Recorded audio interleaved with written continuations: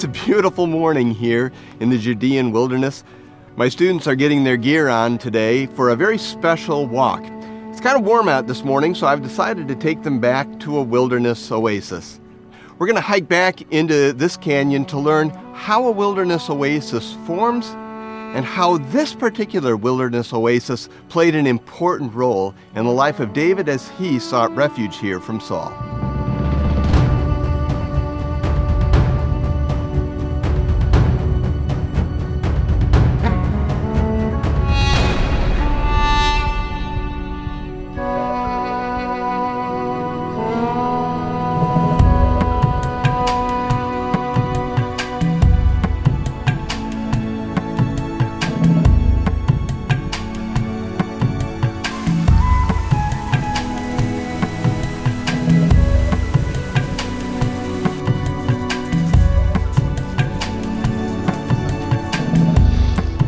Remember, the wilderness isn't a place without water, just with precious little water. We've been walking through this landscape that's been changing with every step, and suddenly we're in this area with so much water. I built a model that I think will help you understand the changes that occurred in Judah's mountains that results in this sort of oasis forming. This is how the mountains of Judah would have looked, right? Here to my right is where the Mediterranean Sea would be. Here's where the Dead Sea is, and we're over on the Dead Sea side of this model. So at this point in time, you have a watershed line that's formed right down here, the center of this ridge line. When the rains sweep in off the Mediterranean Sea, they start to erode and disassemble this high ground. And so we have this high ground changing over centuries of time, and this slope eroding down to form more of a gentle slope. Now we've seen this, We've seen the more gentle slope to Judah's hill country on the west and this fairly dramatic drop off into the Judean wilderness. So even though the watershed line now has changed, remember it was about here and it's moved to here, what happens underground did not erode, did not change. And so it means that something different will happen on the surface than will happen underground. Let me explain. The rain that falls on this side, of course, and runs off on the surface is going to run out to the Mediterranean Sea. What little rain falls on the Judean wilderness side, the Dead Sea side, is going to quickly go down into that ecosystem.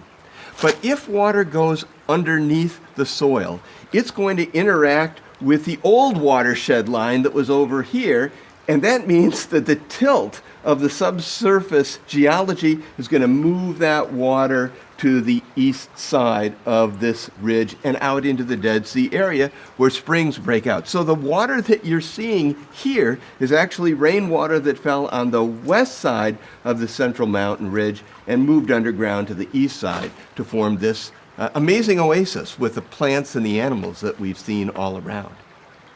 Now, this is also a place that is very important to David. It's actually mentioned, the environment that you and I are in here is actually mentioned in the Bible. 1 Samuel 24. After Saul returned from pursuing the Philistines, he was told, listen, David is in the wilderness of En-Gedi. And so Saul took 3,000 able young men from all Israel and set out to look for David and his men near the crags of the wild goats. The word Gedi in Hebrew means that ibex that we saw. We saw a whole little flock of them hanging out near the entry when we came in today. Those are the Gedi that give the name to this place. So David is in here, the anointed king of Israel, on vacation. No, wait a minute, not on vacation. David is out here running for his life. After his grand victory over Goliath and the Philistines, Saul, the sitting king, became so jealous he wanted to execute David. Didn't want to surrender his throne. And so David's only option was to go where no one else was, to find refuge in the wilderness. And we've talked about that this is a place you can go to get away from everybody else, right? But if you're going to be away from everybody else, you can't be away from a water source. And so from time to time, he would make contact with a water source. And in fact, this watershed we're in here, the En-Gedi spring watershed, is the one that he is hiding out in. Now, while he's here hiding out, God is working inside him. We've talked about the role of wilderness. It humbles us, it tests us, and it teaches us what it means to trust in this Lord we have who is unchangeable and always delivers exactly what we need. David was learning those lessons out here in the wilderness. And at 1 Samuel 24, that story we started reading, we see David give some evidence that his faith had already grown. He was hiding in one of the caves that naturally form in this area with all of his fighting men. And Saul, all by himself, goes into one of these caves to use it as a bathroom. As fortune would have it, he chooses exactly the cave David and his soldiers are in. I mean, how much better does it get than this? The guy who has been relentlessly pursuing you, he's trying to take your life, is in a cave using a bathroom. And you and all your fighting men are in there. The opportunity was so rich, and David's men said, "This is it. This has got to be the Lord's plan for you. Go get him." And David crept up next to Saul, cut off a corner of his garment, and then let Saul leave the cave. Wow, it's unthinkable to think that David would let this guy who was seeking his life walk out. But what was he thinking? Well, it's not the Lord's time yet. That he had been humbled and tested and taught in this wilderness, and now we see evidence of that faith. Yes, David says, "I know, Lord, you want me to be king of Israel. You've already anointed me as king, but I am not going to advance your timetable. I am not going to take the life of Saul just to advantage myself and get me out of this wilderness." And it's not only David's men who recognize that fact, but Saul. After Saul had exited the cave and was a reasonable distance away, David moved to the mouth of that cave and called out, "Saul!" And Saul must have been surprised. He holds up this garment, and Saul must have looked down and go, "It's mine." And he adds it all up. "I was alone in the cave with David. That was just my last day that I got back." And as all of that's racing through Saul's mind, he makes this observation. "You, David, you're more righteous than I." It's a pretty powerful thing for someone to say in any setting. But if your enemy says that about you, that's a pretty powerful thing. And what it says to me is that wilderness is not just a place for refuge and sustenance for David. It's not just a place to be humbled and tested and taught. Wilderness also is a place for faith witness. Think about that for a moment.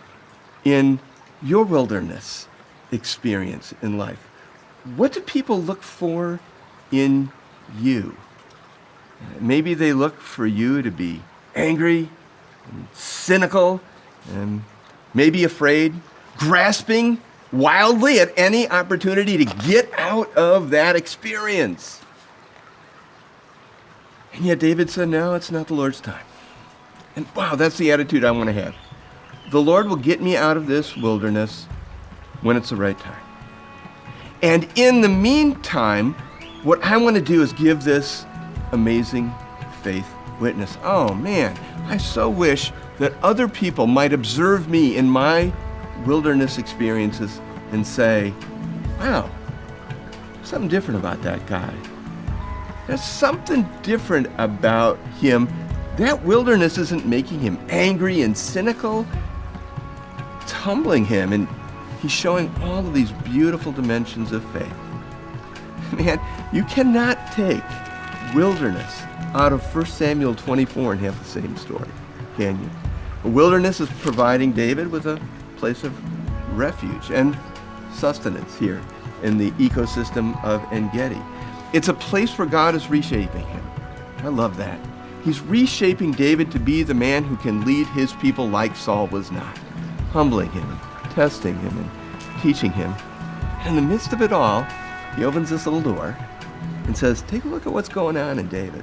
Just look at how he's changing. He's turned from this rather precocious young man that we see shown a little bit in 1 Samuel 17 when he takes on Goliath to this humble, faithful man whom everyone recognizes as different."